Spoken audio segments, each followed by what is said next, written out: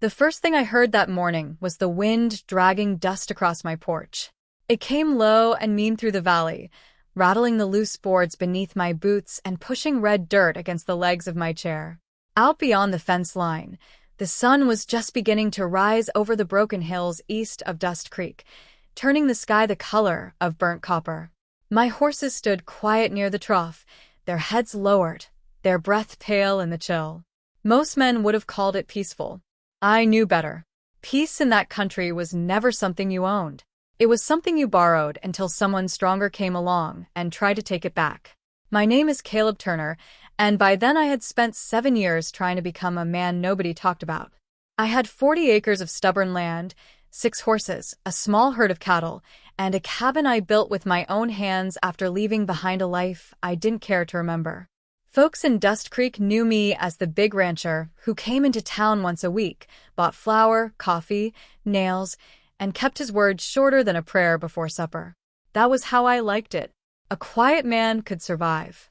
A remembered man could get killed. I was pouring coffee into a tin cup when I saw smoke rising near the southern trail. Not campfire smoke. Too thick. Too dark. It curled upward in a dirty column, bending with the wind, and my hand tightened around the pot. South Trail meant the Mercer place. I set the coffee down without drinking it. Old Thomas Mercer had a bad knee, a kind wife named Ruth, and 2 grandsons who helped him run cattle after their parents died of fever. Good people. The kind who paid debts, shared water, and never asked for trouble. But trouble had been riding through Dust Creek for weeks. The Kessler Gang. I first heard their name whispered in Miller's General Store. Men lowered their voices when they spoke of them. Women pulled children closer when strange riders passed. A rancher named Abel Cross lost 30 head of cattle and said nothing because the next morning he found a knife stuck in his barn door with his own brand carved into the handle.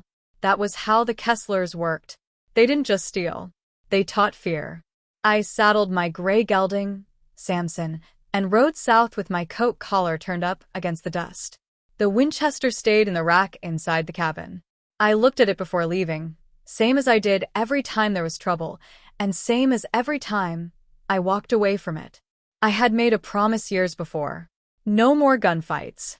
No more blood on my hands unless there was no road left to walk. By the time I reached the Mercer place, the barn was half burned, and the family stood outside like statues. Thomas had blood on his cheek. Ruth held one grandson against her skirt, while the older boy, Samuel, stared at the flames with a hatred too heavy for a child. 3 horses had been taken. 2 cattle lay dead near the fence. I swung down from Samson. "Thomas," I said. The old man looked at me like he was ashamed to be seen standing there alive. "They came before dawn," he muttered. 6 of them, maybe 7. "Did they say why?" He gave a bitter laugh. Said the land tax went up. "There ain't no land tax." That's what I told him. His voice broke on the last word. I looked toward the burned barn, then at the tracks cutting through the dirt. Fresh horses. Heavy riders. Heading northwest, back toward the old mining road. Samuel stepped forward, fists clenched. "They said they'd come back," he said. "Said next time they'd burn the house with us in it." Ruth whispered his name, but the boy didn't stop. And they laughed, Mr. Turner. They laughed while Pa's saddle burned. I looked at that boy and saw something I didn't want to see.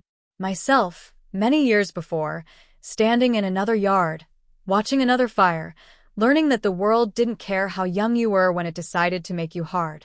I crouched in front of him. "You listen to me, Samuel. Anger is a horse with no reins. You climb on too soon, it throws you straight into the grave." His eyes shone, but he didn't cry. "What are we supposed to do?" I had no good answer. Not then.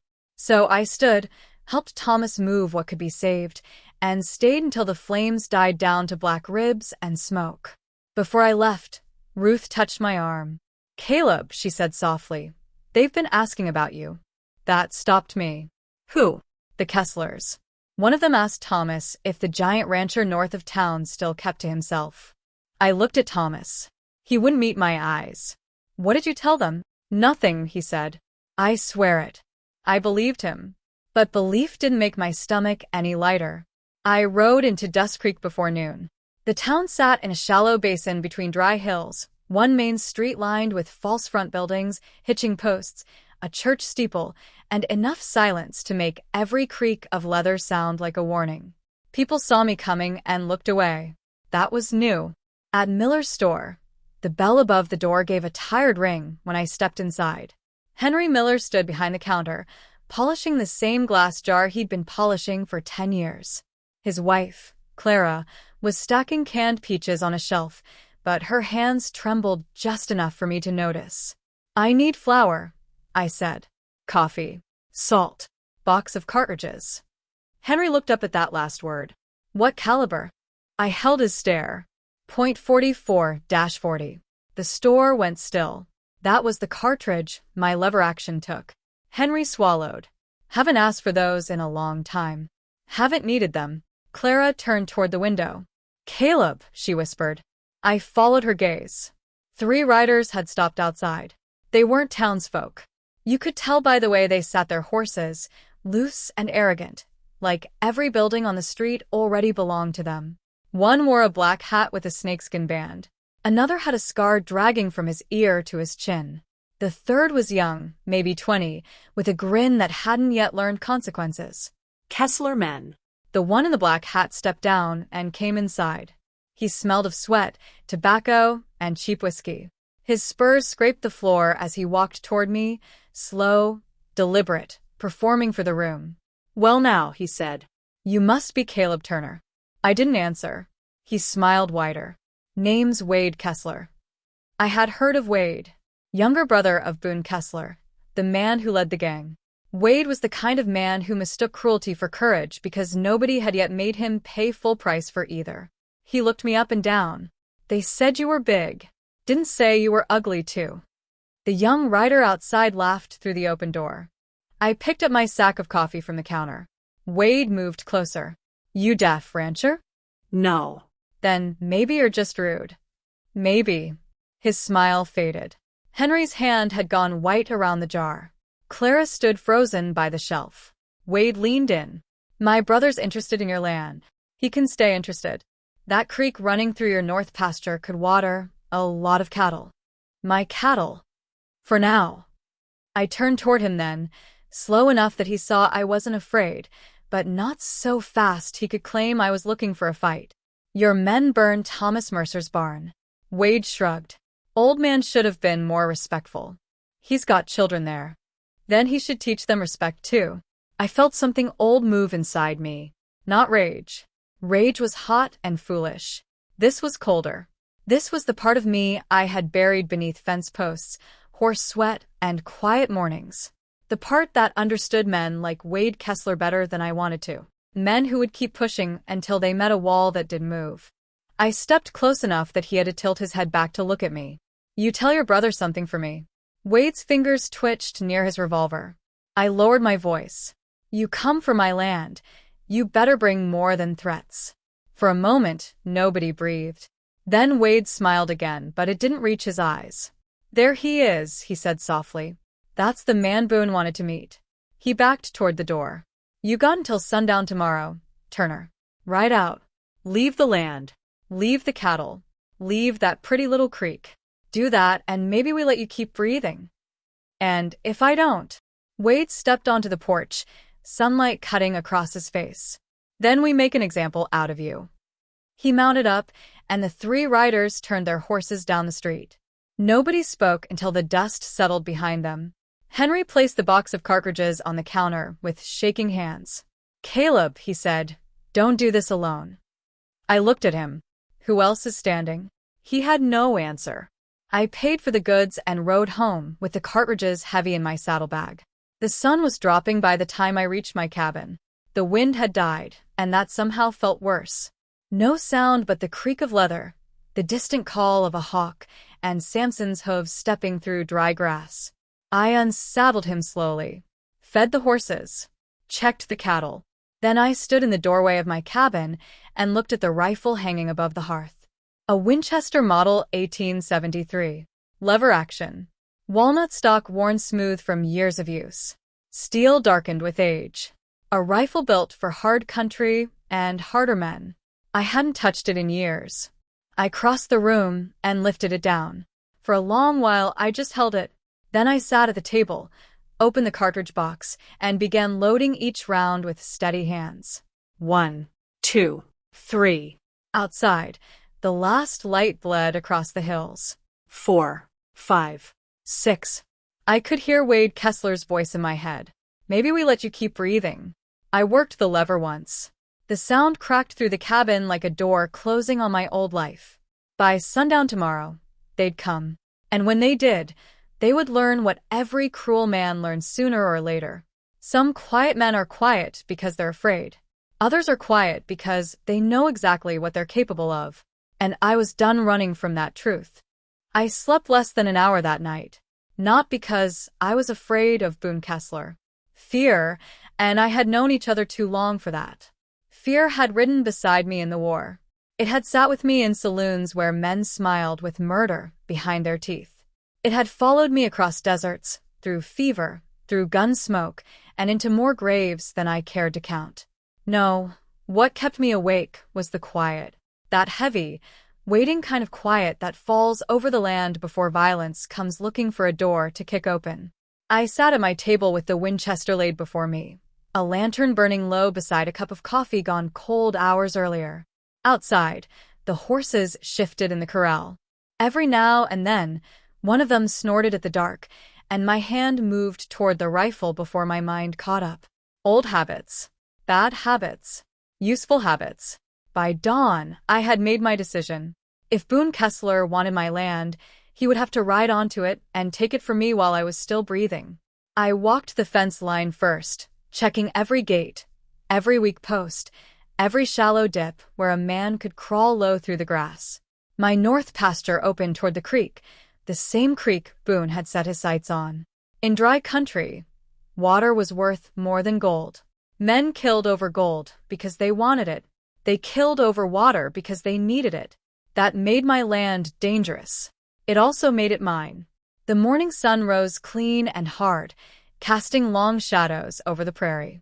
Dust Creek sat somewhere beyond the southern ridge, still sleeping under fear. I wondered how many folks there had already heard what Wade Kessler told me in Miller's store. I wondered how many were waiting to see whether I'd run. I couldn't blame them. Running made sense. A man with one life ought to protect it. But there are moments when keeping your life costs you everything that made it worth having. I had just finished tying a fresh rope near the barn when I saw a wagon coming up the trail. At first, I thought it might be trouble arriving early, but then I recognized the mule team and the crooked wheel. Henry Miller. He came alone, which surprised me. Henry was a storekeeper, not a fighter. He was soft around the middle, wore spectacles when reading invoices, and had a habit of apologizing even when someone else stepped on his foot. He climbed down from the wagon holding a small crate. "Morning, Caleb," he said. "What are you doing here?" He looked around like the hills themselves might be listening. "Brought supplies." "I bought supplies yesterday. These ain't for sale." He carried the crate to my porch and set it down. Inside were bandages, canned beans, coffee, lamp oil, and 2 boxes of cartridges. I stared at them, then at him. "Henry." He raised a hand. "Don't argue. I didn't ask for help." No. "That's one of your worst qualities." I almost smiled. Henry took off his hat and wiped sweat from his forehead, though the morning was still cool. "Town knows they're coming," he said. "I figured. Most folks are scared. They should be." He looked toward the north pasture, where the creek line shimmered beneath cottonwood trees. Boone Kessler rode into town after midnight. 6 men with him. Maybe more camped outside. He told Sheriff Nolan not to interfere. "What did Nolan say?" Henry gave me a tired look. "What do you think he said?" I looked away. Sheriff Nolan had once been a decent man. Not brave, maybe, but decent. Then the Kesslers started hanging around Dust Creek, and decent stopped being enough. A badge meant nothing if the man wearing it feared death more than dishonor. Henry lowered his voice. "Boone said by tomorrow morning, your ranch will belong to him." "He's mistaken. That's what worries me." Before I could answer, another rider appeared on the trail. I recognized her before I recognized the horse. Martha Bell. She ran the boarding house in Dust Creek, a widow with sharp eyes and a spine stronger than most men I'd known. She had buried a husband, raised 2 daughters, and once struck a drunk cattleman across the face with a cast-iron skillet for grabbing her wrist. She rode straight up to my porch and dismounted without waiting for invitation. "Caleb Turner," she said, "you look like a man planning to die alone." "I'm planning to stay alive." Same foolish tone, different words. Henry suddenly became fascinated by his boots. Martha walked past me into the cabin like she owned the place.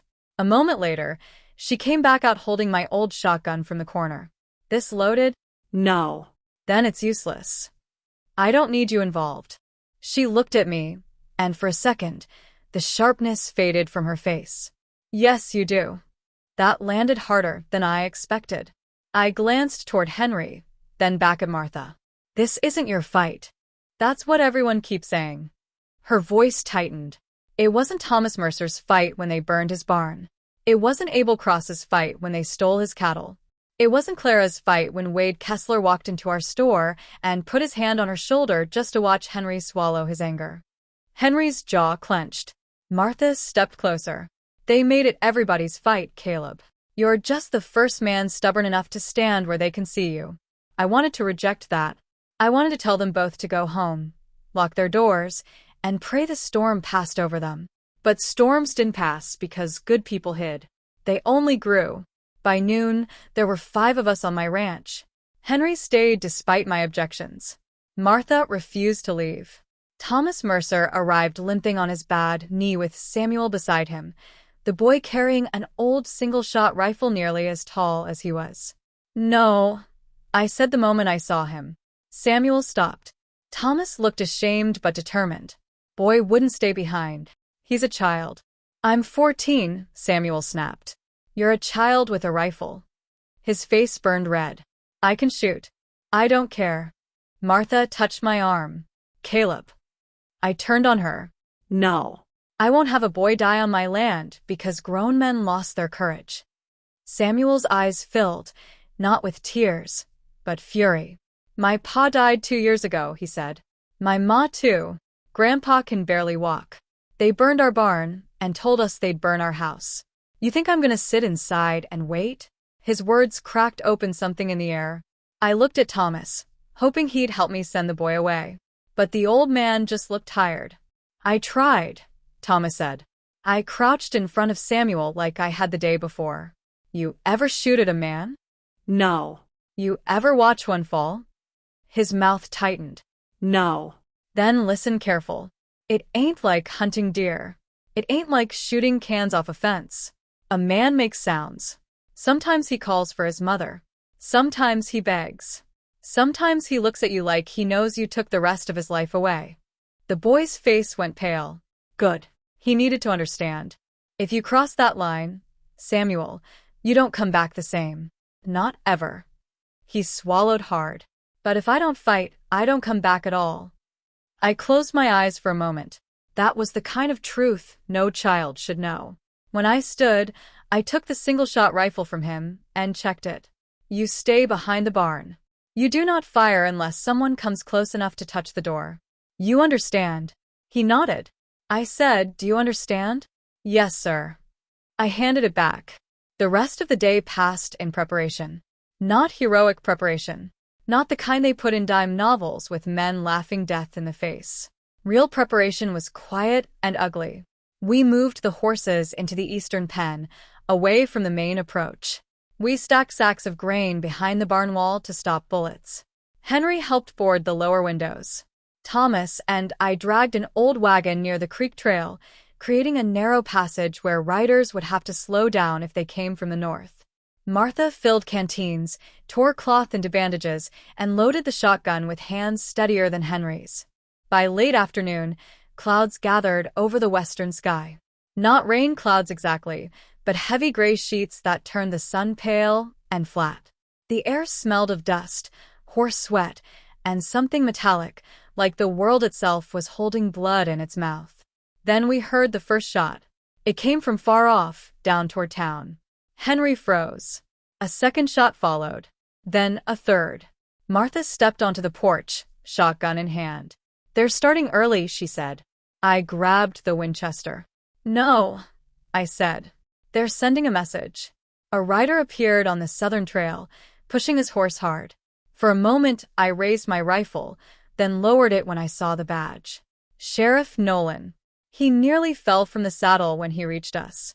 His face was gray with fear, his hat gone, blood running from a cut above his eyebrow. Caleb, he gasped. I caught him by the arm. What happened? Boone. His breathing came ragged. He shot Abel Cross in the street. Henry whispered, Is he dead? Nolan shook his head. Don't know. Maybe. He tried to speak up. Boone made an example of him. Martha's face hardened. I looked at Nolan's empty holster. Where's your gun? The sheriff looked down like he had forgotten it was gone. Wade took it. Of course he did. Nolan gripped my sleeve. You need to leave. All of you. Boone's bringing 12 men. Maybe more. He said he's done playing with Dust Creek. Thomas muttered a curse under his breath. Henry looked at me, panic clear behind his spectacles. 12 men. Maybe more. Against a rancher, a storekeeper, a widow, an old man, a scared sheriff, and a boy. Those weren't odds. Those were funeral arrangements. For one brief moment, I considered running. I could saddle Samson, take the eastern ridge, disappear into the high desert before dark. I had done it before. I knew how to vanish. The others could scatter too. Maybe some would survive. Maybe Boone would take the land and decide that was enough. But then I looked at Samuel standing near the barn, gripping that old rifle with both hands. I looked at Martha, who had already lost one man and still refused to bow to another. I looked at Henry, afraid but present. And I thought of every person in Dust Creek who had lowered their eyes because fear had become easier than hope. I turned to Nolan. Sheriff, you riding with them or standing with us? His mouth opened. No sound came out. I stepped closer. That badge may not mean much to Boone Kessler, but it ought to mean something to you. The sheriff looked at the ground for a long time. Then, slowly, he removed the badge from his vest and held it in his palm. I was a better man before they came, he whispered. I nodded. Then be him again. He looked up at me. His hand closed around the badge. From the west, thunder rolled across the hills. But underneath it came another sound. Hoofs. Many of them. Martha stepped beside me on the porch. Henry stood behind the wagon with a rifle I hadn't seen him bring. Thomas limped into position near the fence. Samuel disappeared behind the barn, just like I told him. I walked to the center of the yard and chambered around. The lever clicked hard and clean. Out beyond the dust, shapes began to rise on the trail. Riders. One by one. At their center rode a broad-shouldered man in a long dark coat, sitting tall on a black horse. Even from that distance I knew. Boone Kessler. He had come to collect what wasn't his. I rested the Winchester across my arm and felt the old calm settle over me. Not peace. Never peace. Something colder. Sharper. The kind of calm a man finds only when there is no more road behind him. Boone's rider slowed at the edge of my property. The wind moved through the grass. Nobody spoke. Then Boone lifted one hand, and his men spread out across the trail like wolves around a wounded steer. I took one step forward, and for the first time in 7 years, I stopped pretending I was just a quiet rancher. Boone Kessler didn't ride onto my land like a man entering another man's property. He rode in like a king inspecting territory he had already claimed. His black horse moved slow through the dust, head high, hoofs striking the dry ground with heavy confidence. Behind him, his riders spread wide along the trail, 12 men by my count, maybe 13 if the one half hidden behind the wagon ridge was armed. Their coats were dirty, their hats pulled low, their rifles resting easy across saddle horns. Men like that wanted you to see the guns before you saw their faces. It was part of the performance. Fear first. Names second. Bullets last. I stood in the yard with my Winchester, held low across my body, my thumb resting near the hammer. The porch was behind me, the barn to my left, the creek trail to my right. I knew every foot of that land, every dip in the ground, every loose board, every shadow under the cottonwoods. That was the only advantage we had. Boone stopped just beyond the first fence post. He was bigger than Wade, older too, with a thick beard streaked with gray and eyes that looked calm in the worst possible way. Some men got drunk on violence. Some got excited by it. Boone looked like a man who had turned violence into business. Wade rode beside him, smiling like he had brought his brother a gift. "Well, Turner," Wade called, "looks like you didn't take our advice." I didn't answer him. My eyes stayed on Boone. Boone studied me for a long moment, then looked past me at my cabin, my barn, my fences, and the creek line shimmering behind the pasture. "Fine place," he said. "Better than I expected. It isn't for sale." He smiled faintly. "Everything is for sale. Some men take money. Some take pain. Depends how stubborn they are." Behind me, I heard the faint creak of Henry shifting near the boarded window. Martha stood inside the cabin, shotgun ready. Thomas waited near the fence line where we had stacked split logs for cover. Sheriff Nolan remained beside the porch post, holding Henry's spare revolver like it weighed more than a Bible. And Samuel. I couldn't see Samuel. That was good. If I could see him, so could they. Boone leaned forward in his saddle. "I hear you used to be somebody." "Most men used to be somebody. Not like you." His words tightened the air. Wade had said Boone wanted to meet me. Now I understood why. This wasn't just land to him. It was pride. Men like Boone didn't enjoy taking from the weak half as much as they enjoyed breaking someone strong. He wanted to know if the stories were true. He wanted to know what kind of man lived under my silence. I kept my voice even. "You came a long way to talk." Boone chuckled. No. "I came to give you one last chance to be sensible. Ride out now. Leave the deed in the house. Take your horse, your rifle, and whatever food fits in a saddlebag." "And the others?" His gaze moved to the cabin windows. "They can leave too.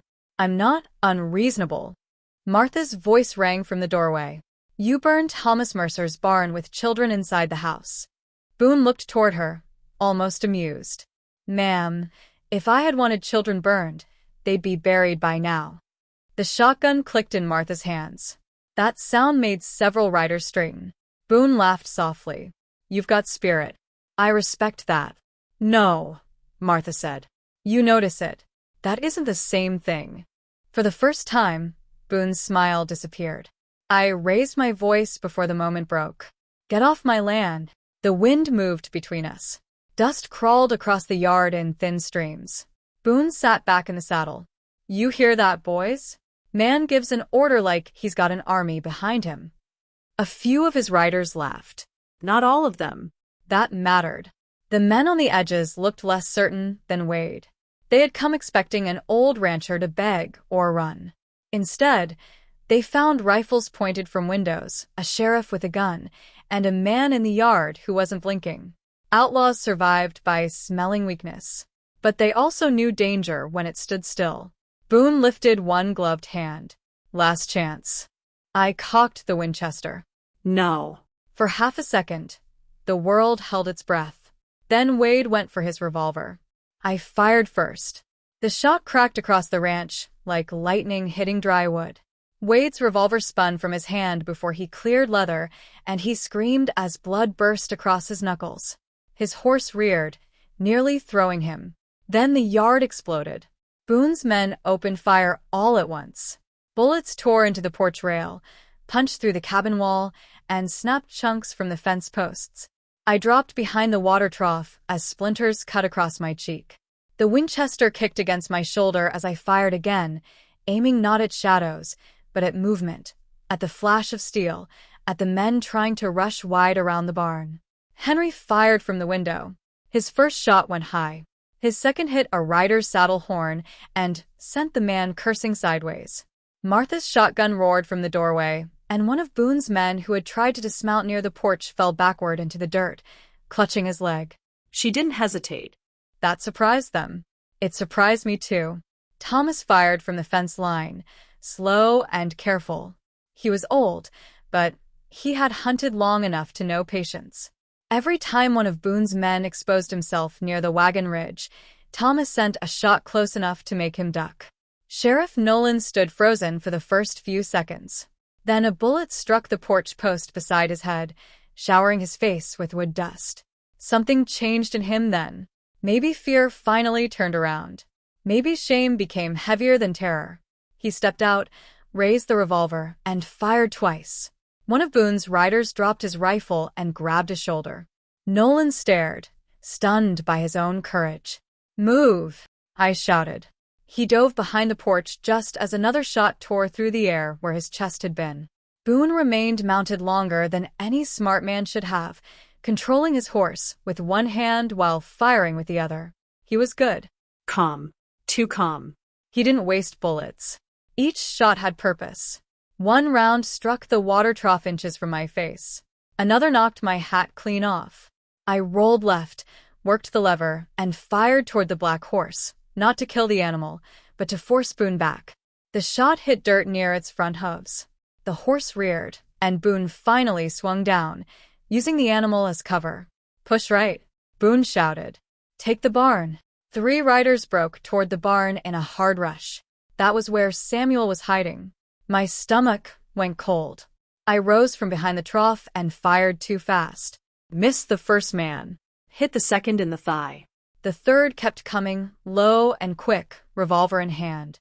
Then from behind the barn came the sharp crack of Samuel's single-shot rifle. The third man stumbled and fell face-first into the dirt. For a moment, everything inside me stopped. Samuel appeared around the corner, pale as bone, smoke curling from the rifle barrel. He had fired. He had crossed that line. And there was no taking it back. "Samuel, get down," I roared. A bullet struck the barn wall above his head. He dropped behind the barrels just in time. The sight of that boy nearly getting killed put a rage in me I had been trying all day to keep buried. I moved before I could think better of it, rising from cover and advancing across the yard. The Winchester became part of me. Lever down. Empty shell spinning into dust. Lever up. Fire. A rider near the creek dropped behind his horse. Lever down. Lever up. Fire.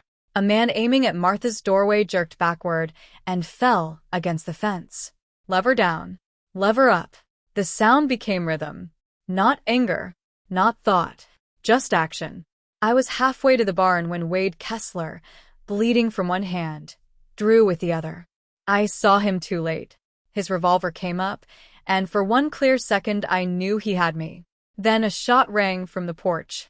Wade's hat flew from his head, and he threw himself backward behind his horse, cursing. I turned. Henry stood at the window, rifle shaking in his hands, eyes wide behind his spectacles. "I meant to hit him," he shouted. "You got close enough. That was all any of us were doing. Close enough to survive." Boone's men began to falter. Not break. Not yet. But the first rush had failed. They had expected fear. Instead, every yard of ground cost them blood. The men on the edges started looking toward Boone instead of forward, waiting for him to make the next move. Boone saw it too. His face darkened. "Burn them out," he shouted. One of his riders pulled a bottle from his saddlebag, cloth already stuffed in the neck. A fire bottle. My blood turned colder than before. The cabin was dry timber. The barn was older than that. If they got fire into either one, we'd be forced into the open, and then numbers would finish what bullets started. I aimed at the rider with the bottle. He ducked behind his horse. "No shot, Martha," I shouted. Inside. But she had already seen it. She stepped from the doorway, with the shotgun raised. Too exposed. "Martha, no." The rider lit the cloth. Time narrowed. The flame caught orange in the gray afternoon. He rose to throw. Martha fired. The shotgun blast hit the bottle in his hand. Fire burst outward in a wild flash.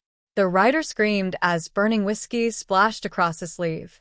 His horse panicked and bolted sideways into another rider, knocking both men into confusion.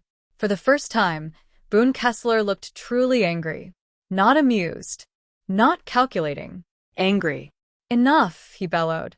He lifted his rifle and aimed toward the cabin doorway. Toward Martha. I fired. Boone moved at the same instant.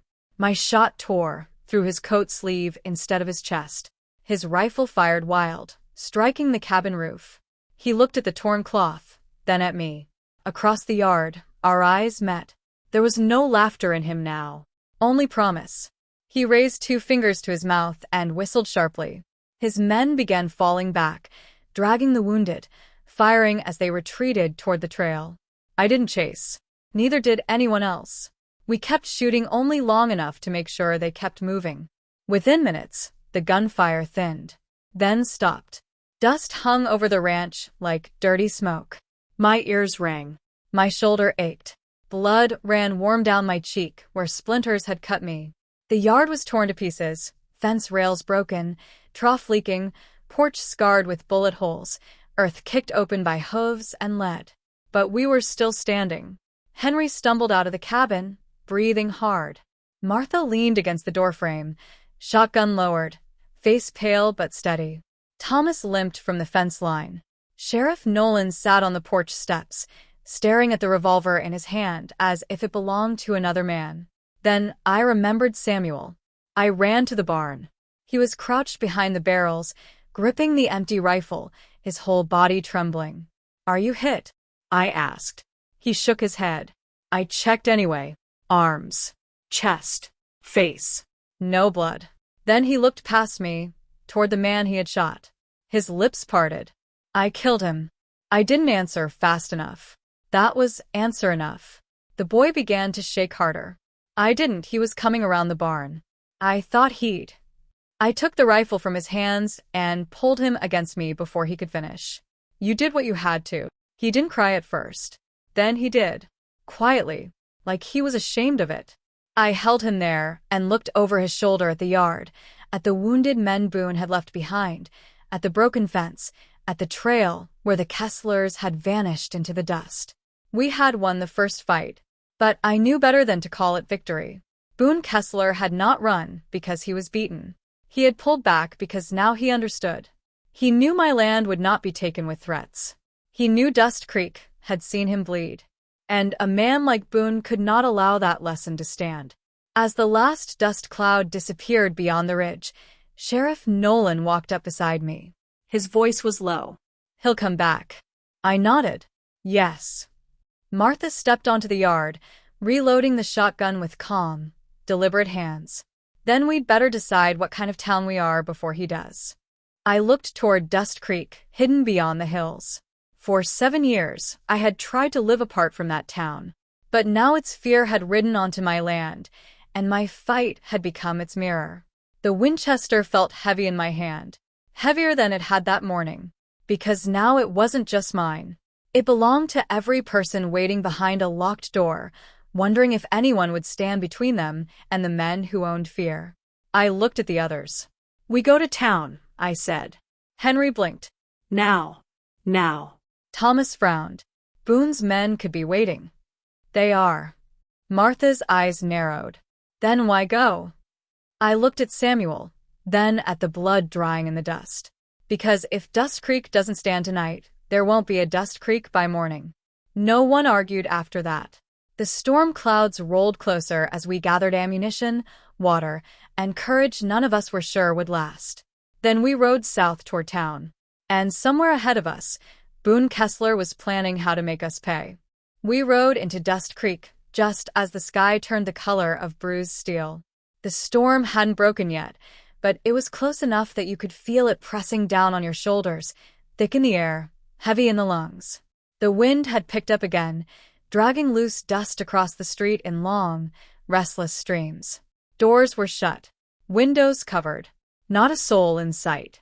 A ghost town, not because people were gone, because they were hiding. I slowed Samson near the center of the street and looked around. Miller's store stood quiet, the church bell still, the saloon doors tied shut with rope. Somewhere behind those walls were families holding their breath, waiting to see which way the night would turn. Behind me, Henry shifted in his saddle. "They know Boone's coming," he said. "They've known all day," Martha replied. Sheriff Nolan rode up beside me, his badge pinned back onto his vest. It looked different on him now. Not heavier.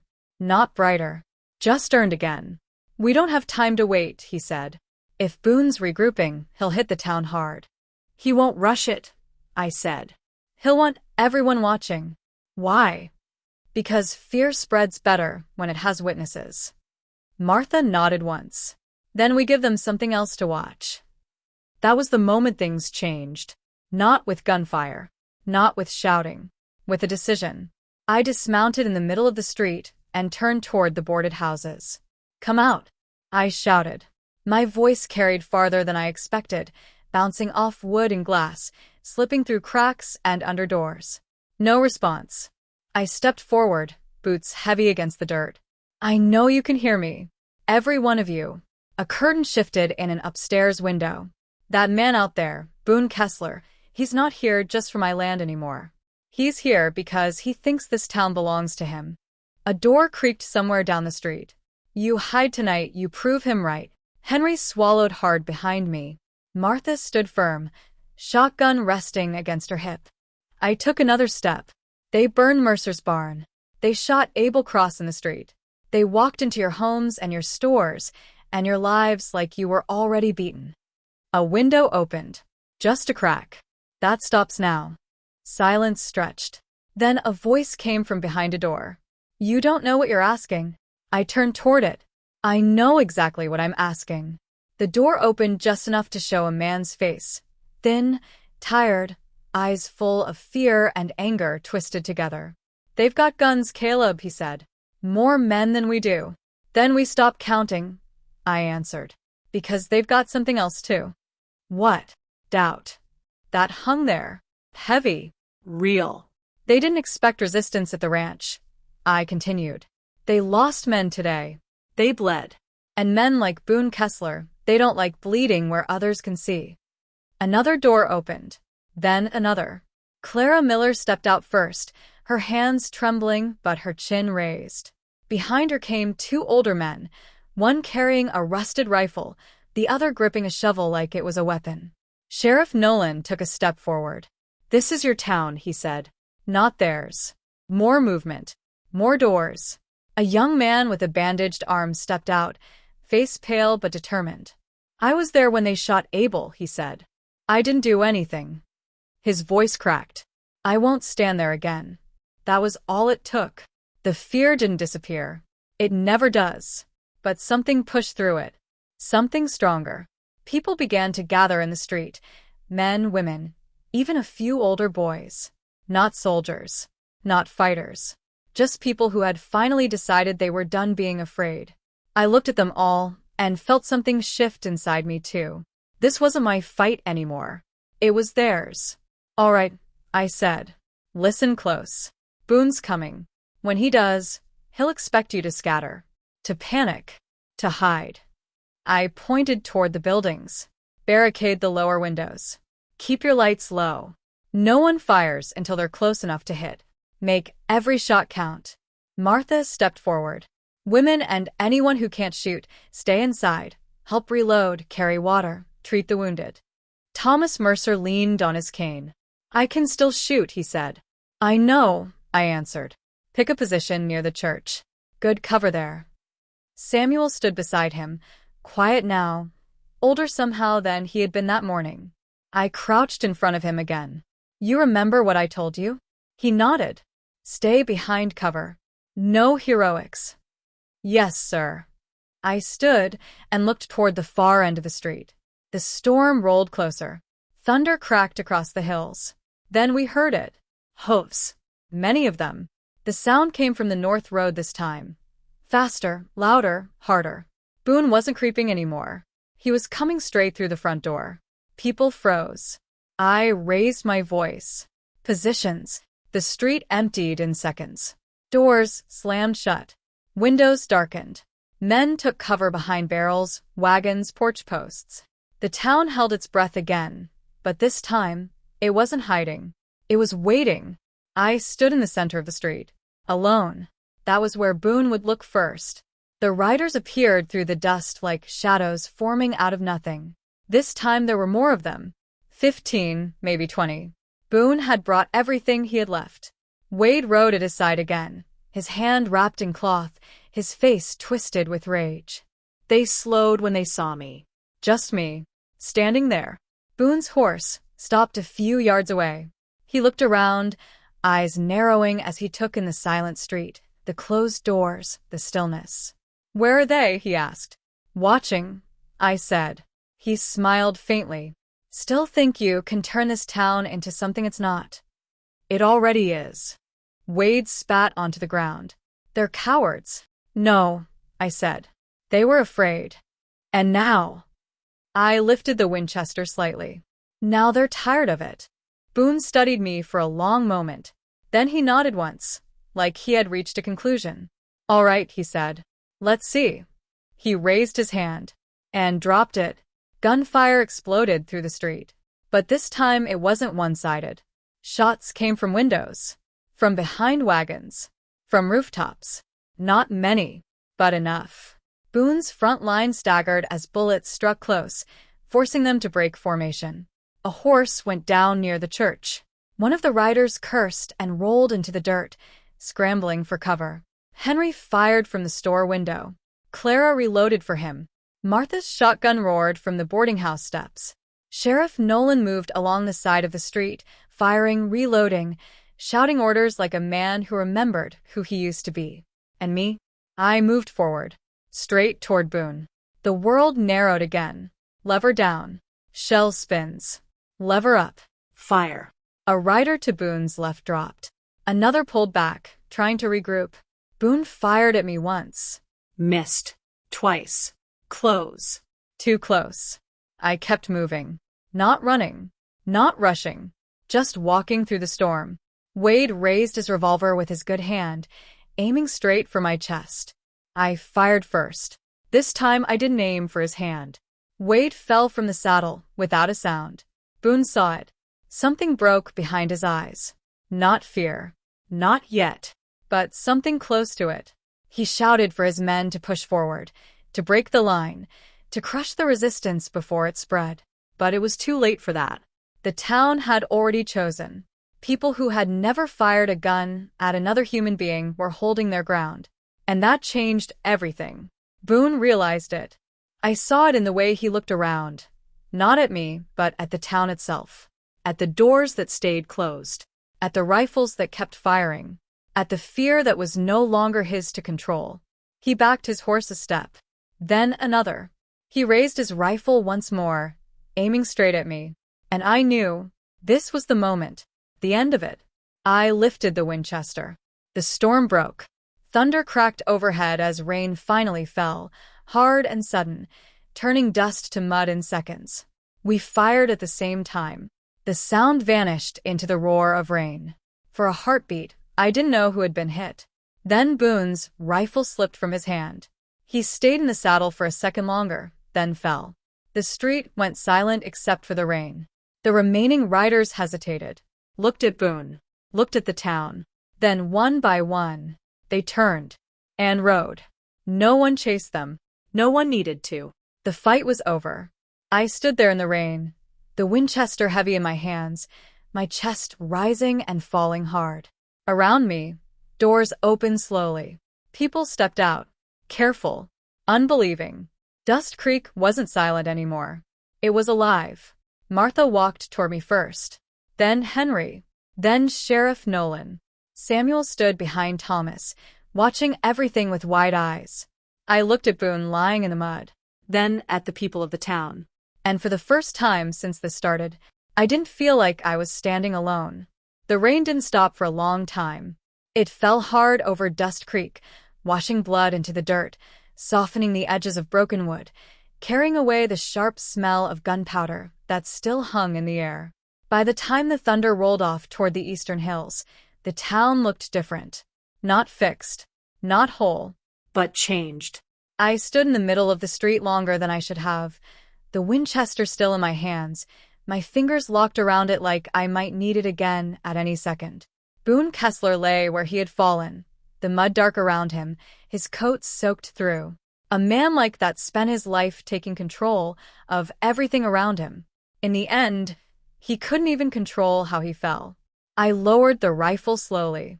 My shoulder ached from the recoil, my cheek stung where splinters had cut me earlier, and my legs felt heavier than they had any right to. The fight was over, but my body hadn't caught up yet. That's the thing about violence. It doesn't end when the shooting stops. It lingers. In your hands. In your bones. in the silence that comes after. Martha was the first to reach me. She didn't say anything at first. Just looked at me, rain running down her face, her hair sticking to her cheeks, her shotgun hanging loose at her side. "You're still standing," she said finally. "So are you." She gave a small nod. "That's more than some." Behind her, Henry stepped into the street, Clara close beside him. His spectacles were fogged with rain, and his hands still trembled slightly, but there was something different in the way he held himself. Straighter, like he had remembered how.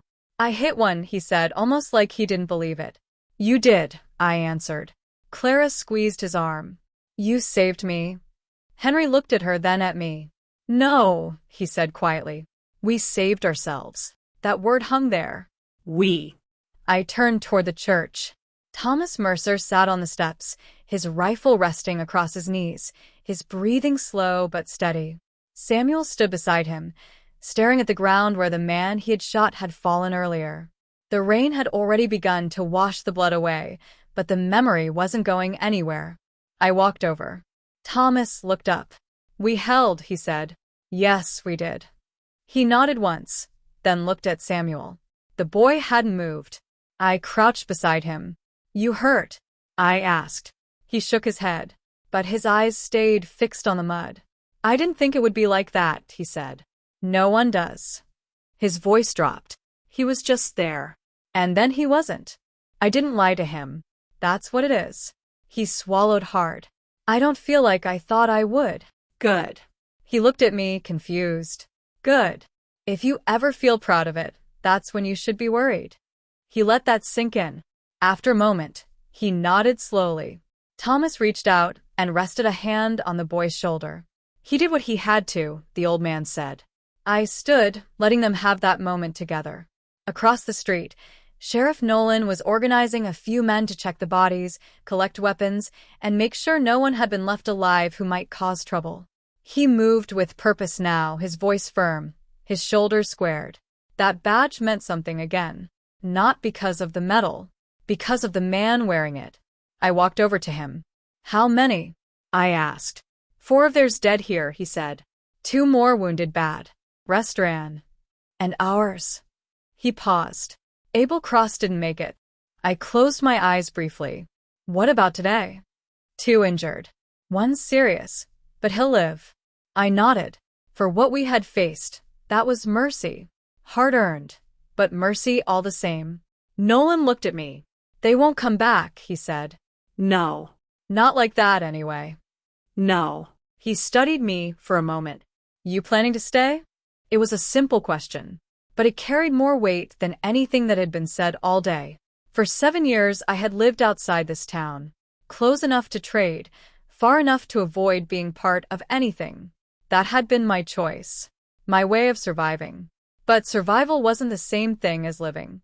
I looked around Dust Creek, the broken fences, the scarred buildings, the people stepping cautiously into the open now that the storm had passed. They weren't the same people who had hidden behind those doors earlier. They had seen what standing together could do. And that changes a place. It changes everything. "I don't know," I said honestly. Nolan nodded. "Fair enough." Martha joined us, crossing her arms as she looked down the street. "This town's going to need rebuilding," she said. "Repairs. Organization. Someone to make sure the next group of wolves thinks twice before coming through." Nolan gave a dry smile. "Sounds like a sheriff's job." "It is," she said. "But you're going to need help." Her eyes shifted to me. I didn't answer right away. Instead, I walked over to where Boone Kessler lay. For a long moment, I just stood there, looking down at him. Men like Boone leave marks behind.